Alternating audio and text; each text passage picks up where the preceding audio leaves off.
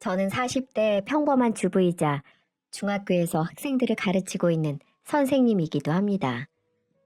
교편을 잡고 학생들을 가르친 세월이 꽤 오래 흘렀네요. 돌이켜보면 힘든 순간들도 많았고 집에서 울었던 적도 많았습니다. 그럴 때마다 가장 힘이 돼준 건 바로 남편이었죠. 힘들어서 포기할 것 같은 순간에도 꿋꿋하게 저를 지켜준 사람입니다.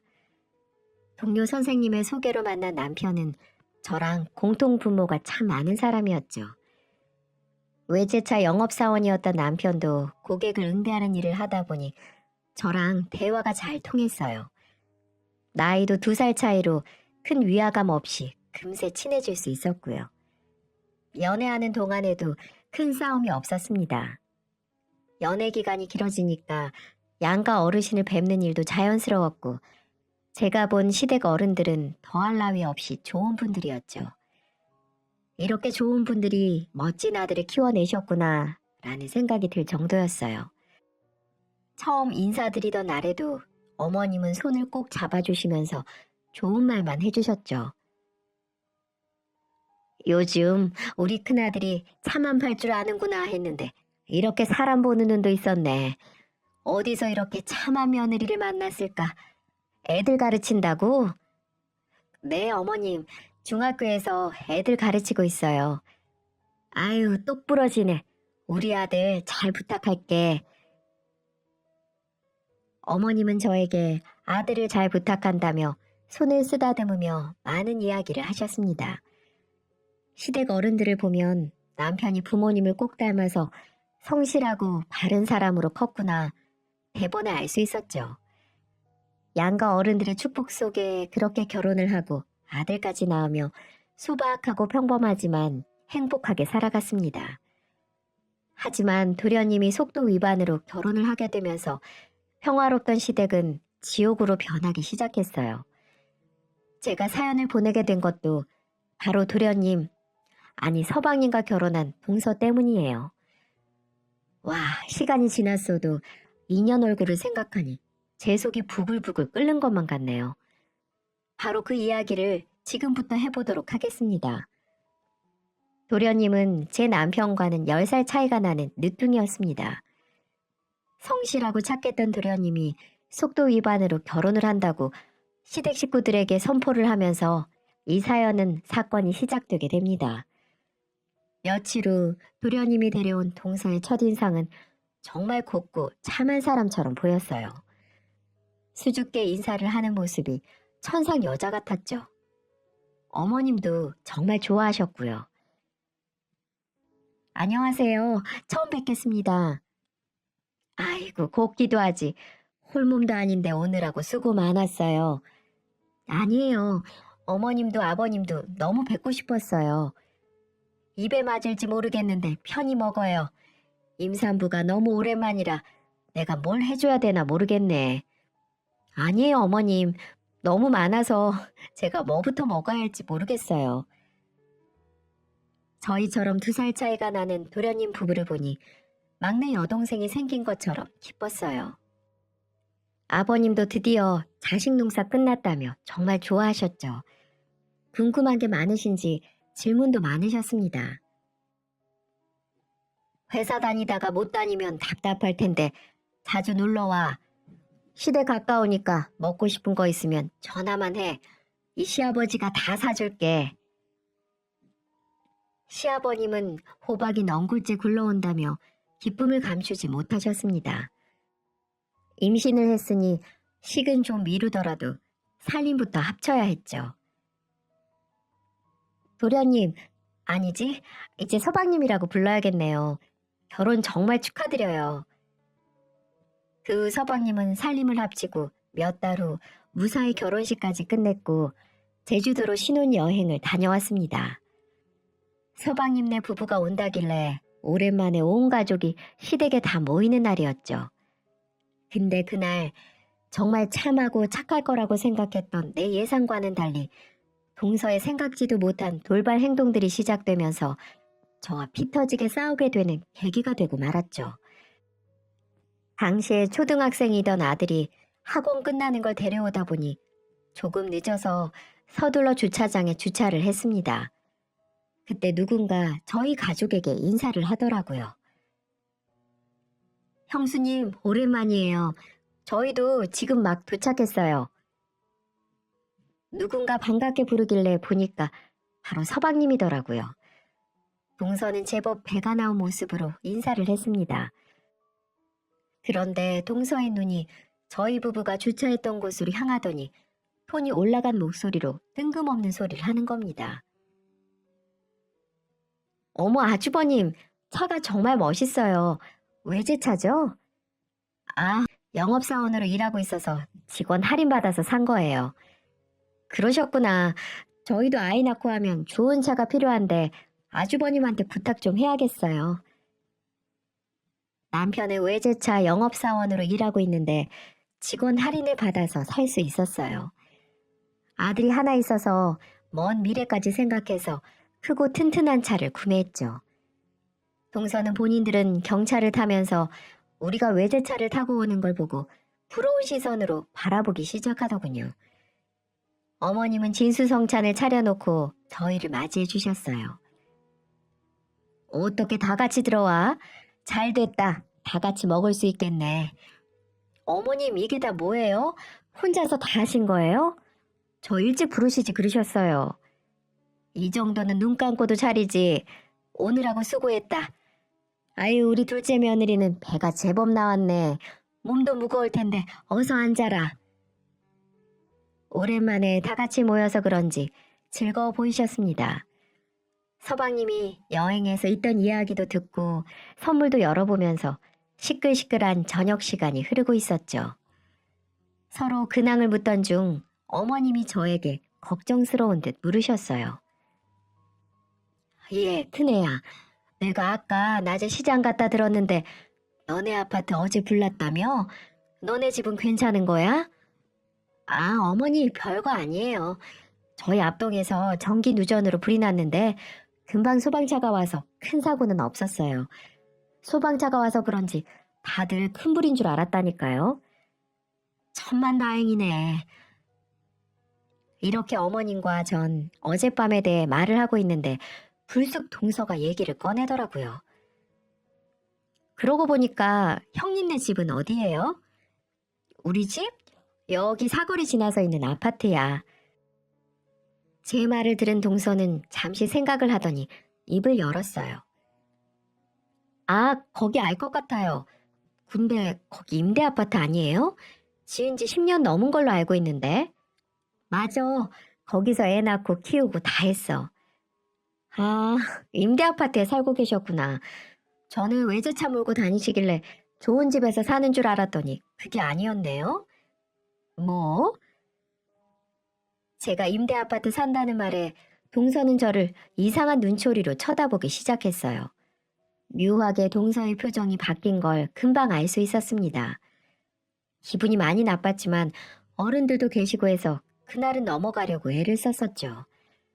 그래서 어느 정도 저녁 식사가 끝날 무렵에 저는 분위기를 좀 바꿔보고자 이런저런 얘기를 하며 밥상을 치우기 시작했습니다.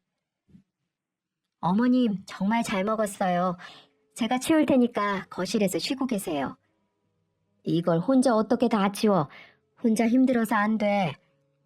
어머님이 치우시기까지 하면 제가 체할 것 같아서 그래요. 얼른 가서 쉬고 계세요. 동서하고 제가 치울게요. 이럴 때 써먹으라고 며느리들이 있는 거예요. 어서 가서 쉬고 계세요. 저는 그렇게 말씀드리며 동서에게 같이 치우자고 눈치를 줬습니다. 하지만 동서는 숟가락을 내려놓고 자리에서 일어나더니 어처구니 없는 얼굴로 제게 따지기 시작하는 겁니다. 형님, 저 임신했잖아요. 그런 거 못해요. 오래 앉아 있었더니 꼬리뼈도 아프고 저야말로 거실에서 쉬고 있을게요. 그러니 오늘은 형님 혼자 고생 좀 하세요. 이 정도는 혼자 할 수 있잖아요? 동서는 그렇게 말을 하며 어머님 옆으로 가더니 몸이 힘들다며 소파 밑에서 누워서 TV를 보는 게 아니겠어요? 어른들도 다 계시는 곳에 누워서는 본인이 보고 싶은 채널들을 돌리면서 혼자 깔깔거리며 웃고 있는 겁니다.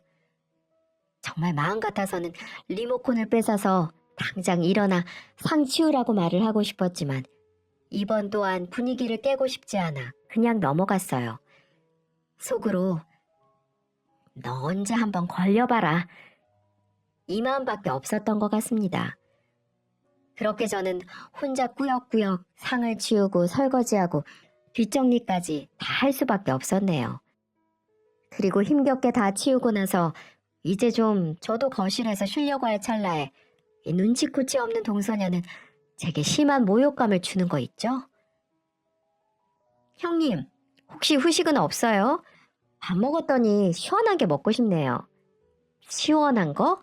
한번 동서가 찾아봐봐. 냉장고에 음료라도 있겠지. 에이, 형님, 저는 누워있고 형님은 일어서 있잖아요. 일어나기 힘드니까 냉장고 가서 시원한 것 좀 꺼내주세요. 동서, 나 지금까지 부엌 치우다가 나왔어. 동서는 누워서 TV 보고 있었고, 그럼 조금이라도 양심이 있으면 동서가 나한테 이런 거 시키는 건 아니지 않나? 지금 어머님, 아버님이 있다고 이렇게 행동하는 거야? 저는 이렇게 말을 하며 시원한 거 먹고 싶으면 직접 갖다 먹으라고 알려주었습니다. 하지만 잠시 후 아버님이 일어나서는 동서 편을 들어주는 게 아니겠어요? 아이고, 내가 갖다 주마. 별것도 아닌 것 같고 싸우고들 그러니. 보니까 냉장고에 식혜도 있고 주스도 있는데 어느 거 갖다 줄까, 아가? 아버님이 그렇게 말씀하시며 동서에게 갖다 주시는데 저는 한순간에 못된 며느리로 비춰질 수밖에 없었네요. 정말 어찌나 동서가 얄밉게 느껴지던지 임신한 건 축하할 일이었지만 임신 핑계로 집안에서 상왕 노릇을 하고 있으니 제가 천불이 날 수밖에 없었습니다. 이 나이 먹고 10살이나 어린 동서랑 애처럼 싸울 수도 없고 제가 이해해보려고 했어요. 그런데 제 이성의 끈을 끊어버린 건 동서였습니다. 그래서 저는 도저히 참지 못하고 질러버렸어요. 형님, 혹시 기분 나쁘신 거 아니죠? 기분 나쁜 건 아닌데 위아래가 없는 것 같다는 생각이 드네. 동서는 예절 교육이라는 건 받지 않고 살아왔나 봐. 아무리 임신했다고 해도 시부모님들 앞에서 대자로 누워있고. 아유, 형님, 지금 시대가 어떤 시대인데 갑질하려고 하세요? 어머님, 아버님도 편히 누워서 쉬라고 그러는데 왜 형님이 나서서 집안 분위기를 깨시는 건데요? 나 참, 임신하면 뇌에도 살이 찌나? 개념이 좀 없는 것 같네. 왜 이렇게 애처럼 굴어? 뭐 애요? 지금 형님 말 다 했어요? 저도 참다 말한 거였어요. 부부 둘만 있는 거실도 아니고 시댁 식구들이 다 있는 데서 이거 달라 저거 달라 말을 하는데 어떻게 가만히 있을 수가 있나요? 그리고 제게 따질 때도 누워서 입만 쭉 나와서는 따지는 겁니다. 아무리 개념이 상실했다고 해도 이건 아니지 않나요? 결국 그날은 시부모님이 그만하라고 우리를 말리는 통에 참고 또 참을 수 있었지만 언제 한번 꼭 홍군형을 내야겠다고 다짐을 했습니다. 그렇게 그날은 마지막까지 기분을 잡치고 집으로 가기 위해 주차장으로 내려왔습니다. 그리고 서방님에게도 여느 날처럼 조심히 가라고 인사를 했죠. 서방님, 조심히 가세요. 다음에 집으로 한번 초대해줘요. 동서 출산도 얼마 안 남았는데 몸조리 잘하고. 알아서 할게요, 형님. 그리고 저희 집은 외부인 함부로 못 들어와서 초대는 좀 어려울 것 같네요. 뭐? 그게 무슨 말이야? 그렇잖아요. 오늘 그렇게 저랑 한바탕 난리를 쳤는데 어떻게 기분 좋게 형님을 초대할 수 있겠어요? 뭐 기분이 좀 나아지면 그때 봐서 초대하든가 할게요. 동서 진짜 마지막까지 이렇게 나올 거야? 신경 끄세요. 올해 임대 아파트 살면서 목소리 하나는 끝내주게 크네요. 기가 막혀서. 동서, 내가 사회생활을 해도 동서보다 더 했고 나이도 동서보다 한참 많아. 그런데 지금 말하는 말투가 그게 뭐야? 어서 사과하지 못해? 아, 끝까지 꼰대짓거리 하기는. 우리 갑니다. 이렇게 말하고는 창문을 올려버리고 가버리는 겁니다. 저희 부부는 동서 말에 완전히 넋이 나가버렸어요. 동서의 행동에 기가 막혔던 남편은 아들과 차로 돌아갔습니다. 그리고 사고를 친 건 동서인데 상황을 수습하는 건 서방님이었죠. 조금 뒤 저희에게 전화가 와서는 본인 와이프 대신 사과한다면서 기분을 풀라고 하더군요. 형수님, 제가 죄송해요. 이 사람이 피곤해서 예민해졌나 봐요. 다음에 제가 제대로 초대할게요. 오늘 고생 많으셨어요. 얼른 가서 쉬세요. 그리고 형한테도 말 좀 잘해주시고요. 정말 오늘 일은 죄송합니다. 네, 알겠어요. 그리고 서방님도 동서한테 다음부터는 어른들 다 계시는 곳에서 그러지 말라고 말 좀 당부해 주세요. 아무리 임신했다지만 보기가 좋지 않아요. 부탁드릴게요. 네, 제가 잘 타이를게요. 조심히 들어가세요. 그렇게 그날은 완전 기분이 상한 채 끝이 났습니다. 저는 언제 한번 두고 보자 뼈를 갈기갈기 갈았고요. 하지만 동서의 아나무인 같은 태도는 날이 갈수록 심해졌어요. 언제 한 번은 도련님이 남편한테 어려운 부탁을 했습니다. 그건 바로 돈 4천만 원만 빌려달라고 했다는 거예요.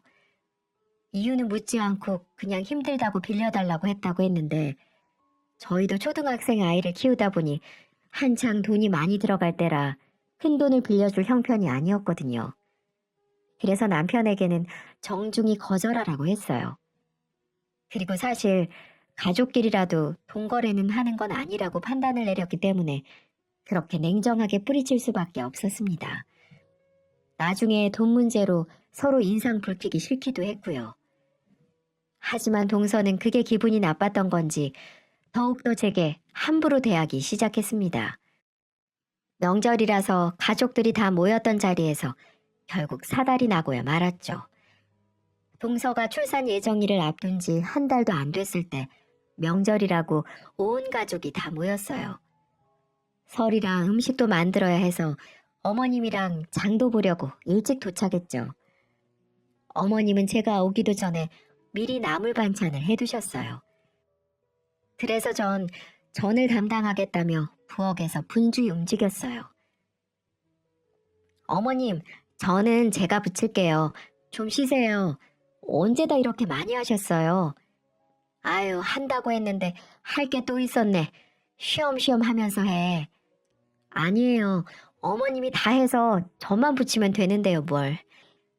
그래, 고생 좀 하고 있어라. 나는 요 앞에 마트 가서 부족한 것들 좀 사고 올 테니까. 네, 어머님, 천천히 다녀오세요. 그렇게 어머님이 나가셨고, 어머님이 마트로 나가고 얼마 뒤 서방님 부부가 들어왔습니다. 전을 뒤집다 말고 인사를 하러 거실로 갔죠. 오랜만에 본 동서는 누가 봐도 임산부라고 볼 만큼 배가 불러 있었어요. 옛날에 제가 아들 가졌을 때 생각이 났습니다. 그래서 과거 일은 잊고 더 반갑게 인사를 했죠. 서방님, 금방 왔네요. 동서가 홀몸도 아닌데 오느라 고생했어. 그동안 잘 계셨어요? 빨리 온다고 온 건데 형수님이 더 빨리 오셨네요. 그렇게 반갑게 인사해주는 서방님과 아는 체를 하는데 그 사이로 동서는 저를 보는 채 마는 채 하더니 쌩 하고 지나쳐버리는 겁니다. 제가 황당한 표정을 하자 서방님은 멋쩍은 듯 저희 아들 손을 잡고 거실로 가서 앉더군요. 어이가 없었던 건 그뿐만이 아니었어요. 글쎄 소파에 앉자마자 힘들었다며 별별 소리를 다 하는 겁니다. 아버님, 저 왔어요. 오는 동안 너무 힘들었어요. 그래, 오느라 고생했다. 편히 쉬어. 밥은 먹었니? 오다 보니까 밥도 못 먹었어요. 아버님, 저 너무 배고파요. 그러고 보니까 점심때가 다 돼간다. 큰애야, 우리 점심 언제 먹냐? 때리는 시어머니보다 말리는 시누이가 더 밉다고. 그날은 아버님도 조금 미웠어요. 온몸에서 기름 냄새가 진동을 하는데 저는 동서를 위해 점심까지 차리게 되었습니다. 만삭인 동서한테 배달 음식을 시켜줄 수도 없고 홀몸도 아닌 사람이랑 기싸움하기 싫어서 그냥 한 상 차렸습니다. 어머님이 워낙 손이 크셔서 나물도 넉넉히 하셔서 찌개만 적당히 끓여서 점심을 간단히 차릴 수 있었죠. 동서는 아버님 옆에 딱 붙어서는 아부를 떨면서 밥을 먹는데 얼마나 얄미웠는지 몰라요. 아버님, 많이 드세요. 새해 손주 태어나면 많이 놀아주셔야 하는데 건강하셔야죠.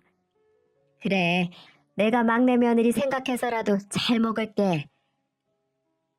차린 건 저인데 왜 인사는 저쪽으로 하냐고 아버님께 따져 묻고 싶었지만 아들도 있는데 엄마가 유치하게 싸울 수는 없어서 조용히 듣고만 있었습니다.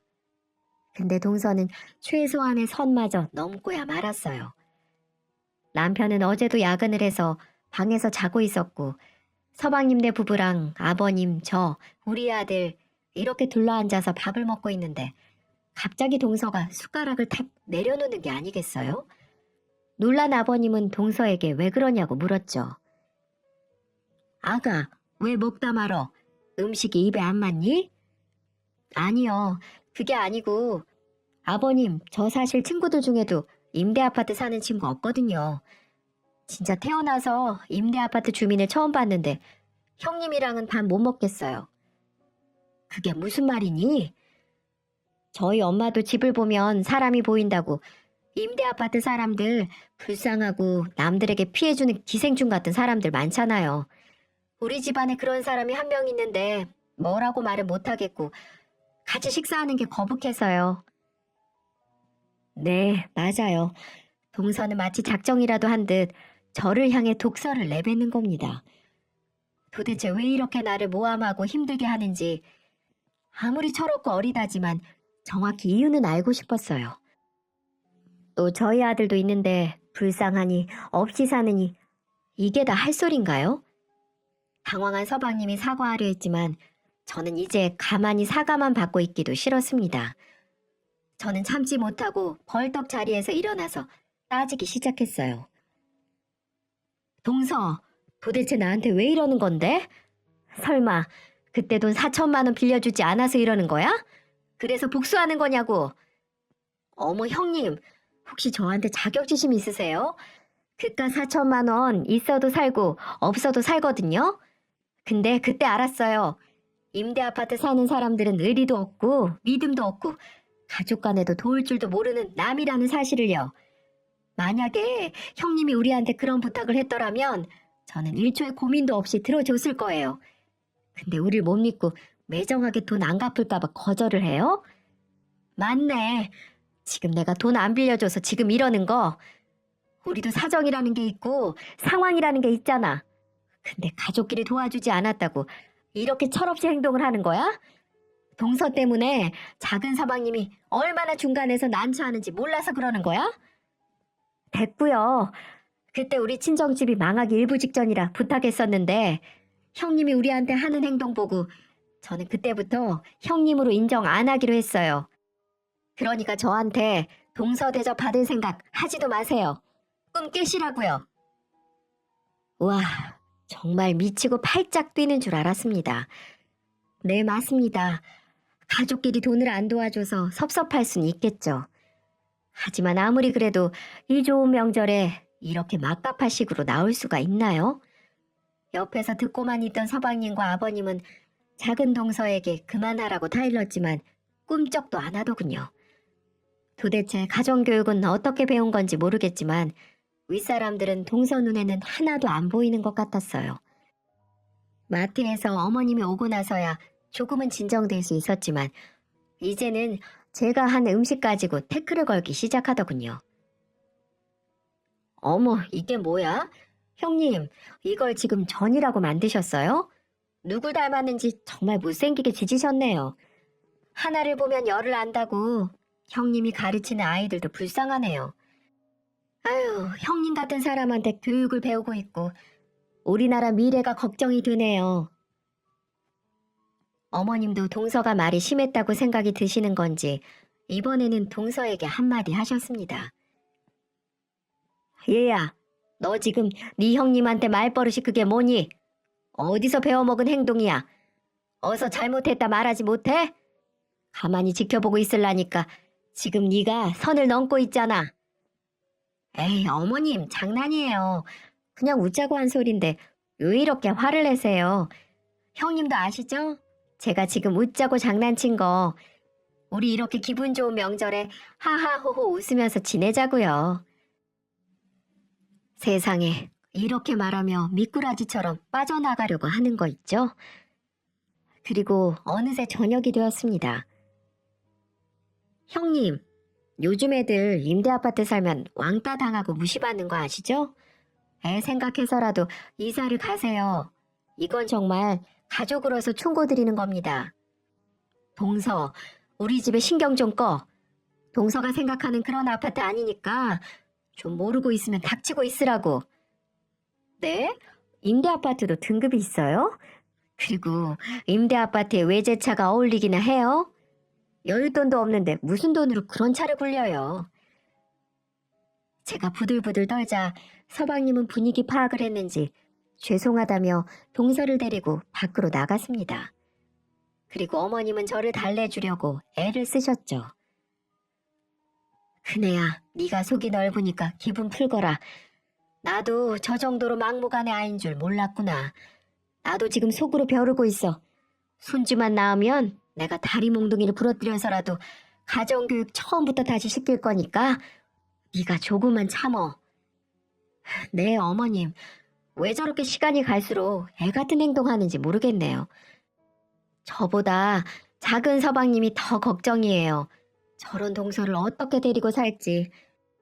아유, 그러게 말이다. 안 그래도 며칠 전에 통화를 했었는데 아주 죽으려고 하더라. 비유 맞춰주기 힘이 드나 봐. 결혼한 걸 후회한다는 말까지 나왔다니까. 네? 정말요? 그래. 요즘 회사에서 야근이 많아져서 집에 좀 늦게 들어갔는데 작은 애는 우리 아들이 바람 피고 있는 걸로 오해를 하고 핸드폰 뒤지고 모르는 연락처가 있으면 일일이 다 전화해서 확인 전화까지 했었나 봐. 의부증에 집안일은 아예 할 생각도 하지 않고 얼마나 힘이 들면 혼자 힘들어서 술 먹고 전화를 했겠니. 아휴, 정말 힘드시겠네요. 의부증 그거 아주 무서운 병인데 어머님이 옆에서 많이 도와주셔야겠어요. 어머님은 제게 서방님과 얘기를 해주시며 조금만 참아달라고 부탁을 하셨습니다. 그래서 저는 어머님도 이렇게 힘들어 하시는데 제가 무리하게 어른들 앞에서 싸우면 안 될 것 같아 죄송하다고 말씀드리고 알겠다고 말씀드렸죠. 그리고 먼저 손을 내미려고 서방님 부부를 찾으러 나갔습니다. 괜히 저 때문에 싸우는 것 같기도 해서 마음이 편치 않았거든요. 조금 걸어 다니니까 서방님 부부가 바깥에서 싸우고 있더라고요. 그래서 저는 동네 사람들도 보고 해서 싸움을 말려야 될 것 같아 한 걸음에 달려갔습니다. 가면서도 이게 싸울 일인가 이해가 안 갔지만 임신했으니까 별게 다 예민했겠지. 100번 이해하자 정말 마음으로 노력했죠. 하지만 동서는 저보다 더 억울해 보였어요. 동서, 그만하자. 이 좋은 날 왜 그래? 서방님도 그만하시고요. 기가 막혀서. 형님, 제가 이러는 거 이해가 안 가죠? 저 그렇게 막 자란 애 아니에요. 저희 집에서 얼마나 귀하게 큰 줄 아세요? 누가 동서 막 자랐다고 뭐라고 했어? 1절만 하고 어서 들어가. 어른들 다 계시는데 뭐 하는 거야? 제가 신경 끄시라고 했죠? 왜 남의 가정일에 참견이신데요? 우리 부부끼리 싸우지도 못해요? 눈치가 없으니 아직도 임대주택에서나 살고 있지? 동서, 그 입 진짜 안 닥쳐? 이제야 본성이 나오시네요. 어디 임산부한테 욕짓거리를 하세요? 내가 지금 말 곱게 나가게 생겼어? 이 정도밖에 안 되는 사람이었어, 동서? 누가 선생 아니랄까봐 훈계질은. 가서 형님 분수에 맞는 입주민들이랑 겸상하세요. 돈 좀 빌려달라니까 한 푼도 못 빌려준다고 발뺌할 땐 언제고 보라한 듯이 고급차를 끌고 온 거 저 보라고 그런 거 아니었어요? 당신 형수님한테 사과드려. 서방님은 동서를 향해서 소리를 쳤고 동서는 한치의 양보도 없이 두 눈 부릅뜨고 소리를 질렀습니다. 지나가는 사람이 보면 만삭의 동서를 괴롭히는 고약한 사람이라고 오해하기 딱 좋았어요. 서방님의 한마디에 서러웠는지 동선의 눈물이 그렁그렁 져서는 택시를 타고 가버렸습니다. 도대체 이게 무슨 경우인가요? 서방님은 이번에도 제게 연신 사과를 하면서 푸념을 하기 시작했습니다. 그리고는 너무 힘들다며 제 앞에서 울기 시작하는 거예요. 정말 처음으로 보는 모습이었어요. 형수님, 정말 미쳐버릴 것 같습니다. 어떻게 하나하나 행동들이 저렇게 철이 없고 사람들을 힘들게 하는지. 서방님, 힘내요. 어쩌겠어요. 왜 제가 모르는 무슨 일이라도 있어요? 제가 이건 부모님한테도 쪽팔려서 말씀 안 드렸지만 저 사람이 사고를 이만저만 치는 게 아니에요. 저번에 4천만 원 빌려달라고 했을 때도 글쎄 처갓집에서 어떤 사람한테 사기를 쳐서 그거 합의 보려고 금액이 부족해서 부탁을 하더라고요. 그래서 형수님한테 부탁을 한 거고요. 근데 그 돈을 빌리지 못했다고 하니까 그때부터 어찌나 사람을 힘들게 하는지. 어떻게 해요? 글쎄 이 사람이 집 담보로 대출을 받아서 줬더라고요. 그 째까는 집으로 말이죠. 그리고 시도 때도 없이 캐피탈에 대부업에 돈 빌려서 처갓집 다 갖다 주고 그 이자 갚는데 제 월급 다 나가고 그것도 모자라 명품은 또 얼마나 좋아하는지 제 카드로 글쎄 얼마 전에는 800만 원짜리 샤넬 가방을 쇼핑하고 왔더라고요. 그런데 제가 안 미치겠어요? 뭐라고요? 그 비싼 가방을요? 그것뿐인 줄 아세요? 얼마 전에는 내가 무슨 여자를 만나고 있다고 오해를 해서는 제 핸드폰 다 뒤지고 회사까지 와서 잠복하고 있고 정말 사는 게 아니라고요. 정말 죽고만 싶어요, 형수님. 정말 애만 아니면 당장이라도 이혼하고 싶어요. 지금 너무 지쳤어요. 서방님의 말은 정말 충격적이었어요. 사기꾼 처갓집도 모자라서 사치에 의부증에 폭언까지 정말 누가 봐도 힘들어 보였습니다. 하지만 제가 해줄 건 없었어요. 그저 어깨를 토닥여주고 힘내라는 말 정도밖에 없었죠.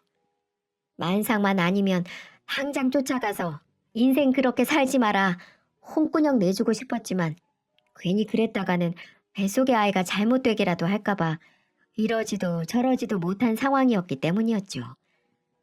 저는 조금만 참으라고 말을 해주고 서방님을 이끌고 시댁으로 들어갔습니다. 먼저 동서가 집에 가버렸다고 시부모님에게 말을 하자 황당한 표정으로 에이 하시고는 안방으로 들어가 버리셨습니다. 아무래도 화가 많이 나셨겠죠. 이 동서라는 여자 때문에 기쁜 명절이 완전 망가져버리는 순간이었습니다. 그렇게 소란스럽던 명절이 지나고 드디어 동서는 출산을 했습니다. 건강한 딸을 출산한 동서 소식에 시댁에서도 좋아해 주었어요.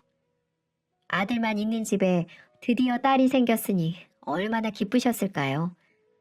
저는 가기도 싫었지만 시부모님이 같이 가자고 재촉하는 바람에 제 아들과 함께 따라 나서게 됐습니다. 처음 가본 서방님네 집은 생각보다 깔끔했어요. 서방님이 반갑게 맞이해 주었고 시부모님들은 너무 귀여운 손녀를 안으시며 입가에 미소를 지으셨어요. 아유, 어쩜 이렇게 예쁘니? 엄마 닮아서 이렇게 예쁜가? 고생했다. 시아버지가 돼서 뭐라도 해주고 싶은데 필요한 거 있으면 다 말해라. 그래, 네 시아버지가 어디 금두껍이라도 숨겨둔 것 같은데 말만 해. 없는 것도 만들어다 해줄 것 같다. 어머님이랑 아버님의 즐거운 대화가 오갔고 저희 부부도 아이를 안아봤습니다. 그때 제 아들이 아기가 궁금하다며 손을 만지작거렸어요. 그런데 그때 제 아들 손을 딱 뿌리치는 게 아니겠어요? 그러면서 제 아들을 향해 손가락질을 하는 겁니다. 저리 가지 못해? 우리 애는 임대 아파트 애랑 못 놀게 할 거야. 너는 거실에 앉아 있어. 동서의 말에 제 아들은 당황한 얼굴로 얼어 있었고 모든 가족들은 제 눈치를 살피기 시작했어요. 제 얼굴이 심상치가 않았거든요. 어떤 부모가 아들이 그런 무시를 당했는데 기분이 좋을 수가 있나요? 출산이고 뭐고 다 엎어버릴 각오로 말을 했습니다. 이 문제를 짚고 넘어가지 않으면 내 아들이 말도 안 되는 상황에 상처를 받을 것 같았거든요. 동서, 얼른 사과해. 지금 이게 뭐 하는 짓이야? 제 자식 제가 알아서 키우겠다는데 형님이 왜 그러세요? 이게 동서가 말하는 자식 교육이야? 어릴 때부터 자기 분수를 알고 커야 헛꿈을 안 꾸죠. 형님도 자식 교육 똑바로 시키세요. 임대 아파트 사는 주제 어디서 훈계질이세요? 야, 내가 네 인생이 불쌍해서 말 안 하려고 했는데 그 집 내 집이야. 진짜 좁아터진 집구석만큼 생각하는 게 어떻게 그렇게 어리석냐? 거짓말 시키기는 구차한 변명 마세요. 너는 임대 아파트가 전부 서민들이 살고 노인들이 사는 그런 곳인지 아나 본데 가서 네이버에 검색이라도 해봐 이 멍충아. 이렇게 사회생활도 못하면서 인생을 어떻게 살려고 하냐? 우리가 사는 아파트 10년 채워서 분양 전환해서 소유권 이전했거든? 네 머릿속에는 온갖 의심과 시기와 질투가 만연한데 네가 그런 걸 알 리가 있냐? 저는 그동안 쌓여있던 응어리를 다 쏟아냈습니다. 서방님께 미안했지만 제 아들을 건드리는 건 동서의 실수였어요. 아들은 건들면 안 됐죠. 감히 내 새끼를 무시하는데 그냥 넘어갈 엄마는 없다는 걸 호되게 보여줬습니다. 동서는 서방님한테 눈빛으로 정말 제가 말한 거에 대해 맞냐고 물었고 서방님은 맞다고 고개를 끄덕였습니다. 야, 지금 네가 살고 있는 이 코딱지만한 집 2채는 살 수 있어. 한 번만 더 내 앞에서 주제도 모르고 막말했다가는 죽을 줄 알아? 알았어? 황당한 얼굴로 안절부절하는 걸 보니 국가웠습니다. 그리고 그 모습을 본 시어머니는 벌떡 일어나셨어요. 그리고는 짐을 챙기며 말씀하셨죠. 원 기가 막혀서 손녀딸이 너처럼 클 거라고 생각하니까 정이 뚝 떨어진다. 어떻게 애를 낳아서도 이렇게 분란을 일으키니? 일반 아파트면 어떻고 임대 아파트면 어때? 왜 그런 걸 가지고 자꾸 네 형님한테 시비를 거는 건데? 이러다 나중에 우리한테도 시비 걸겠다. 어디 무서워서 며느리를 볼 수 있겠니? 이제는 나도 지친다, 지쳐. 어머님, 무슨 말씀이세요? 그런 게 아니고 제가 정말 잘 몰랐어요. 모른다고 함부로 말하면 되겠니? 모를수록 행동 조심했어야지. 집에 이렇게 분란이나 만들고 네가 그러고도 며느리고 엄마야? 어머님은 그렇게 말하고서는 우리에게 나갈 채비를 하라면서 먼저 현관문으로 나가셨습니다. 그러자 예전과는 분위기가 다르다는 걸 느꼈는지 동서는 어머님을 향해 싹싹 빌기 시작했어요. 어머님, 잘못했어요. 제 말버릇 고칠게요. 제가 다시는 안 그럴게요. 동서는 어머님한테 매달리듯이 애원했지만 어머니는 세차게 뿌리쳐 버렸습니다. 그리고 그 모습을 막은 건 다름 아닌 서방님이었어요. 서방님은 동서를 어머님한테 떨어뜨리며 어금니를 꽉 물고 말했습니다. 내가 진짜 참으려고 했는데 나 도저히 너랑 못 살겠다. 내가 웬만하면 다 참아보려고 했는데 너는 우리 가족들이 시댁으로 보이기는 하니? 부모님이라고 생각을 하는 거야? 그럼 당신 부모님인데 내 부모님이나 마찬가지지. 편해서 그랬어. 이제 안 그러면 될 거 아니야. 여봐, 당신은 뭘 잘못했고 뭘 앞으로 해야 될지 모르는 사람이야.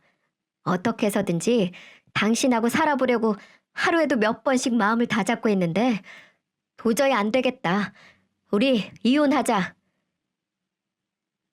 서방님은 온 가족들이 다 보는 앞에서 폭탄 선언을 해버렸습니다. 저뿐만 아니라 남편, 시부모님, 동서까지 그 폭탄 선언에 깜짝 놀라고 말았죠.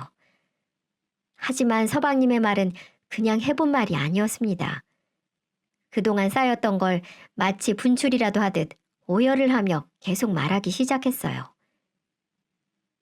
내가 우리 가정은 어떻게든 지키려고 했는데 당신 같은 여자랑 살면 내가 먼저 미쳐버릴 것 같아.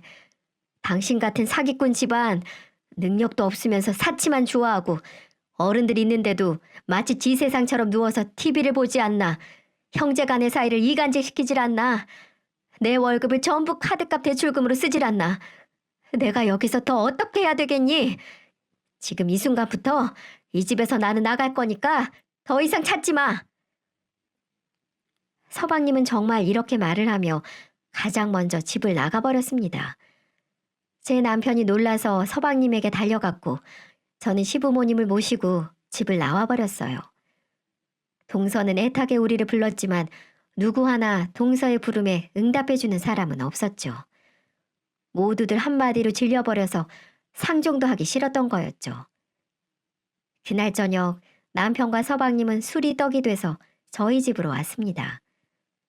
그리고는 당분간 저희 집에서 지내면 안 되냐고 부탁을 하더군요. 시부모님 집으로 가면 매일같이 찾아와 귀찮게 할 것 같다면서 형수님이 있는 이 집이 안전할 것 같다면서 말을 하더군요. 저는 안쓰럽기도 하고 안타깝기도 하는 마음에 내 집처럼 편안히 생활하라고 하고는 옷방을 내주었습니다. 그리고 이부자리도 깔아주었죠. 남편 말을 들어보니까 술을 먹으면서도 이제 갓 태어난 조카가 불쌍하다면서 하루 종일 울었다고 했어요. 그만큼 마음이 어리고 착한 서방님이었습니다. 그리고 다음 날 정말 서방님은 변호사를 선임해 이혼 소송을 진행했습니다. 놀란 동서는 서방님의 마음을 돌리려고 애를 썼지만 서방님은 꿈쩍도 하지 않은 걸로 보였습니다. 그러자 얼마나 황당한 일이 있었는 줄 아시나요? 세상에나 아이 키우는 게 힘들다며 우는 자기 아이를 놔두고 집을 나가버린 겁니다. 서방님에게 문자만 남겨둔 채 조카를 놔두고 무책임하게 집을 나가버렸고 놀란 서방님은 일하다가 문자를 받고 회사에 월차를 내고 곧장 집으로 뛰어갔다고 했어요. 동서 그녀는 이혼 소송을 이런 식으로 진행을 하면 본인에게 모든 게 불리하게 적용될 걸 알았던 건지 소중한 생명, 자기 딸마저 버린 채 가버렸던 거였습니다. 정말 쓰레기 중에 최악의 쓰레기이지 않나요? 그러면서 며칠 뒤에 합의 이혼해 줄 거니까 서방님한테 2천만 원만 달라고 부탁을 했다고 하더군요. 카드값하고 대출금을 갚아야 된다면서 말이죠. 정말 미친년이 맞았어요. 하지만 서방님은 아이를 두고 도망간 아내를 보고 더 이상 호구가 아니었습니다. 이를 바드득 갈기 시작했어요. 처갓집에 자기 모르게 대출받아 갖다 준 돈, 정신적인 위자료 등도 소송을 같이 걸어서 정신머리 혼미할 정도로 탁탁 털어버리기 시작했습니다. 그러자 서방님한테 그냥 합의 이혼해 줄 테니 소송만은 제발 취하해달라고 싹싹 빌기 시작했고 몇 번이나 애걸복걸하며 다시 자신을 받아달라고 성가시게 했다고 하더군요.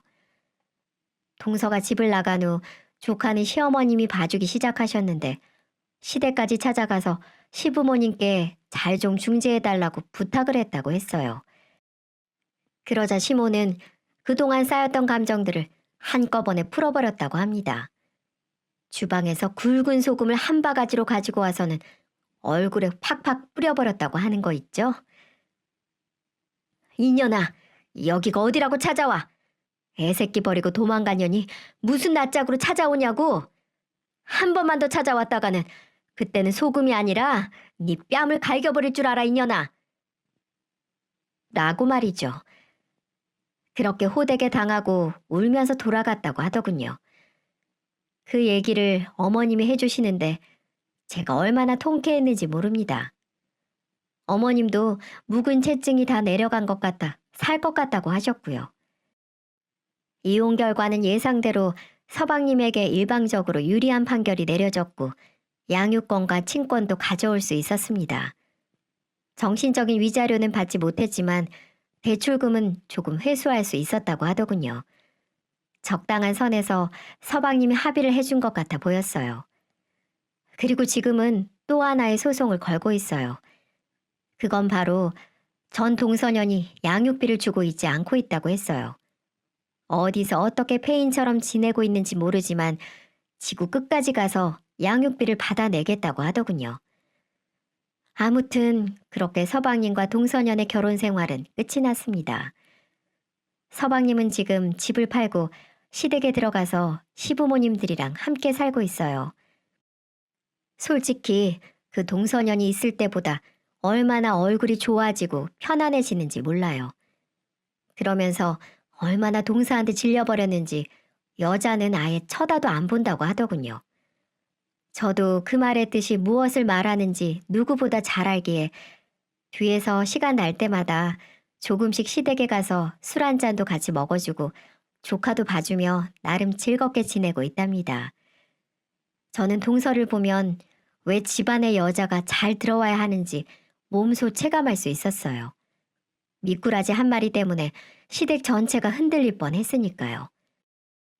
서방님이 바보같이 착해서 동서는 호구라고 생각하고 이용을 했지만 결국 자신의 발등까지 찍혔으니 그나마 위안으로 삼고 있네요.